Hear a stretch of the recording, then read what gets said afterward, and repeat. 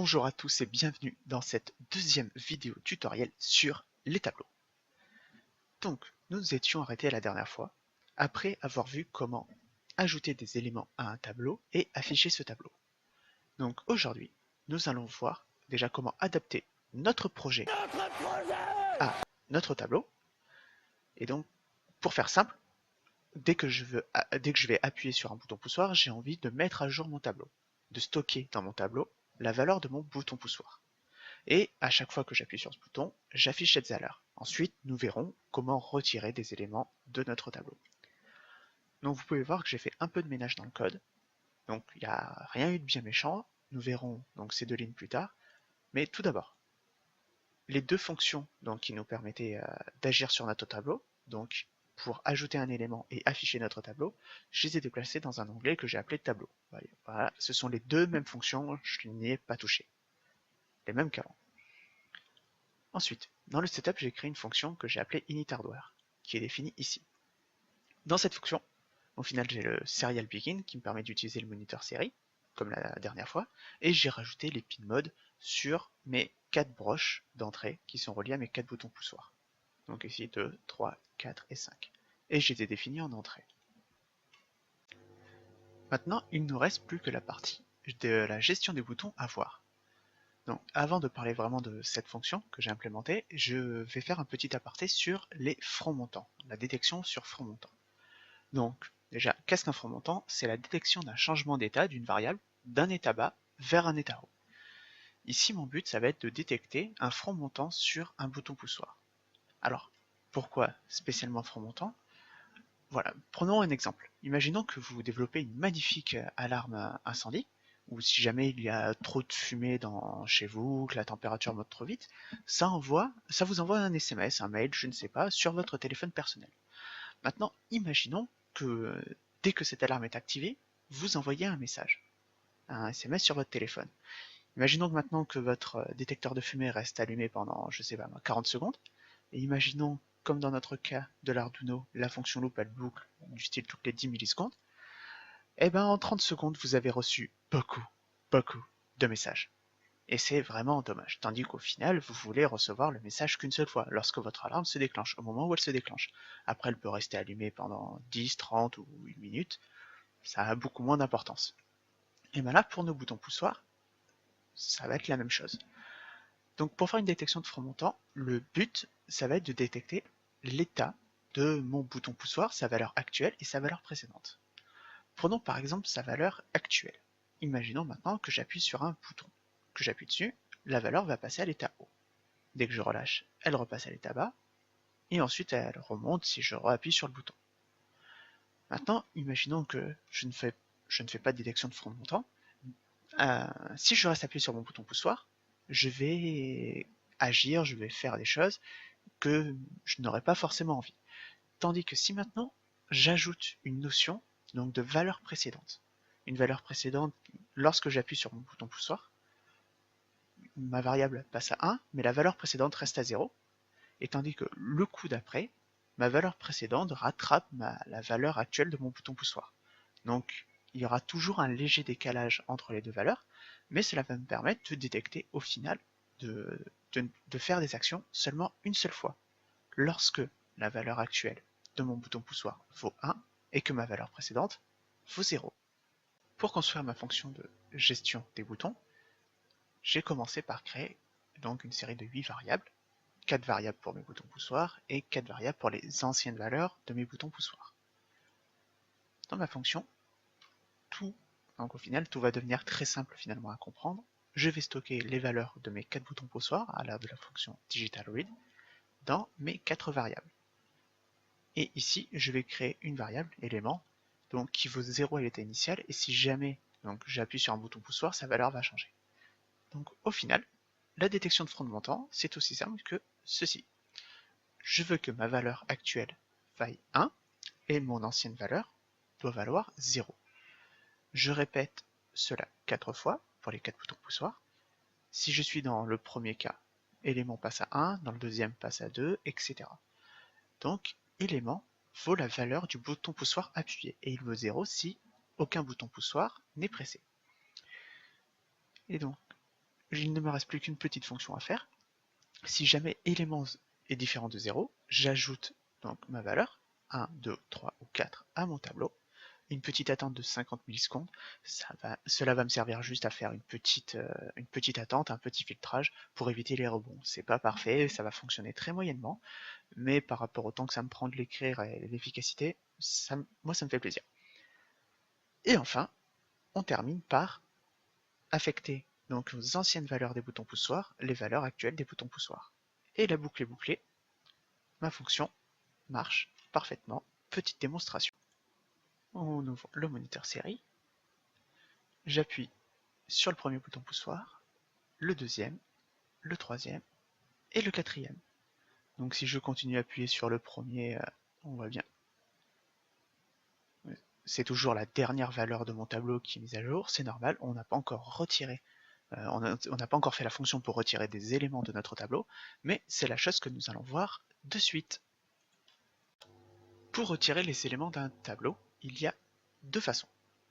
La première, c'est de considérer que notre tableau est une pile. Une pile, en anglais, ça se dit, on va dire, c'est un tableau de type LIFO, Last In, First Out. Le dernier arrivé et le premier sorti.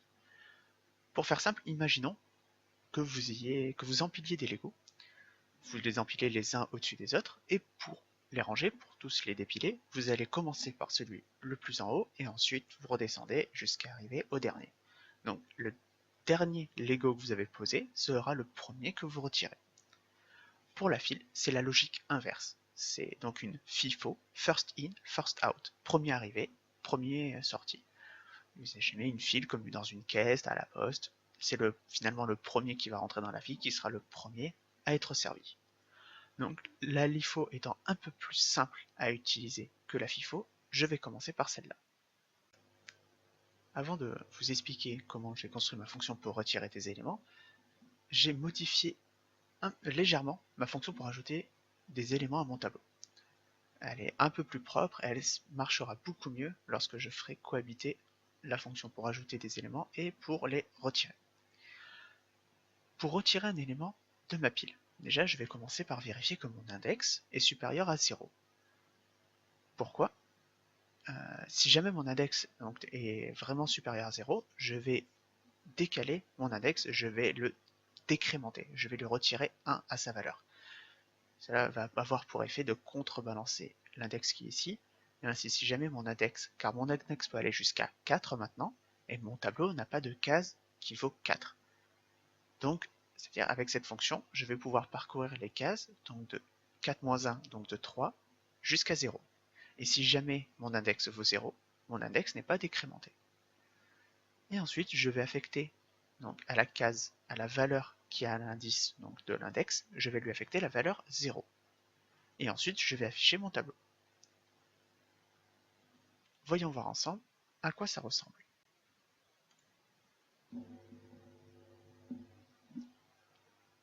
On va construire gentiment le petit tableau, jusqu'à 4. Donc maintenant, si je continue à appuyer sur le bouton, rien ne se passe. C'est la modification que j'ai fait sur la fonction d'ajout. Et maintenant, nous allons dépiler. Nous allons maintenant rempiler et nous allons dépiler. Voilà. Notre fonction pour retirer des éléments fonctionne bien. On ajoute des éléments au fur et à mesure et on les retire en retirant le dernier élément à chaque fois, l'élément le plus récent. La notion de fil est un peu plus complexe à comprendre car elle introduit une notion de décalage. Je vais vous montrer la fonction. Voilà, c'est celle-ci. Donc, le principe. Je vais retirer donc dans mon tableau l'élément le plus ancien, donc celui le plus à gauche lorsque je l'affichais. Et ensuite, je vais devoir décaler tout mon tableau d'un cran vers la gauche. Donc, la problématique ici, c'est de gérer, donc, si jamais vous essayez de le faire vous-même, c'est de gérer le cas où l'index vaut 4. Donc, le début est similaire, nous avons le même début en faisant un test sur l'index, la valeur de l'index, qui soit bien supérieure à 0. Et ensuite, nous allons faire une boucle. Donc, juste qui va servir à décaler tous les éléments, donc vers la gauche, d'un cran vers la gauche. Cela va faire instantanément disparaître donc notre premier élément. Nous faisons ici un test sur taille-1. Le seul but finalement de cette taille-1, c'est d'éviter le cas voilà, où index vaut 4. Et ensuite, je finis toujours donc par mettre mon tableau, la troisième case, donc la dernière, et il faut que cette case vaille 0. Donc c'était le seul cas où qui est compliqué à traiter, si jamais index vaut 4. Donc ça c'est la fonction au final je trouve la plus simple, pas forcément la plus efficace, mais en tout cas c'est la plus simple à mettre en place. Et à la fin je finis par afficher mon tableau. Voyons voir maintenant à quoi ça ressemble. J'ouvre le petit moniteur série. Donc on va construire ici notre tableau et on dépile. Et vous voyez il y a bien un décalage. Donc vers la droite, je continue d'épiler, je recrée mon tableau. Et voilà, tout marche bien. Nous savons maintenant donc créer des tableaux, des fils, des piles, donc ajouter des éléments, les afficher, les retirer. Il y aura encore de nombreuses choses à dire sur les tableaux par exemple multidimensionnels qui comportent des lignes, des colonnes, même des tableaux en 3 dimensions. Il y aurait les tableaux dynamiques, donc des tableaux dont la taille varie au cours du temps. Mais non, les tableaux comme nous avons vu pour l'instant, donc des tableaux statiques unidimensionnels, vous serviront dans beaucoup de cas. En tout cas, moi, ce sont les tableaux que j'utilise le plus souvent. Je vais dire au moins 80 à 90% du temps. Et ça me convient déjà très bien. Donc les fonctions que nous avons vues ensemble, vous pouvez les réutiliser. Il faudra sûrement les adapter, en tout cas à vos applications. Mais déjà, entraînez-vous avec les tableaux. Faites-vous vos propres expériences avec. Et vous verrez que c'est un outil extrêmement puissant qui vous permet de vous sortir de beaucoup de situations qui sans eux deviendraient vraiment très complexes. Cette vidéo est maintenant terminée. Je vous félicite et je vous remercie d'avoir suivi ces 2 vidéos sur les tableaux jusqu'au bout. J'espère que ce n'était pas trop compliqué ni trop simpliste. J'ai essayé de faire un compromis entre les deux.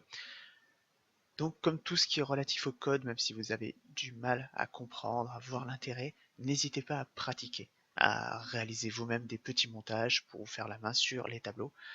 Personnellement, j'utilise des tableaux dans 80% quasiment de mes projets. C'est très rare un projet dans lequel je n'utilise pas des tableaux. Il peut y avoir même des tableaux multidimensionnels des fois, mais c'est vraiment très rare. Le plus souvent, ce sont des tableaux de ce type-là. Si jamais il y a des choses que vous n'avez pas bien compris, que j'ai mal expliqué, qui sont vagues, ou alors s'il y a des choses que vous avez envie que je développe, n'hésitez pas à me dire tout ça dans la section commentaires de la vidéo. Et si jamais il y a vraiment donc d'autres thèmes que vous voulez aborder, n'hésitez pas à me dire tout ça. Euh, ce sera pour moi le meilleur retour finalement, c'est celui que vous me ferez.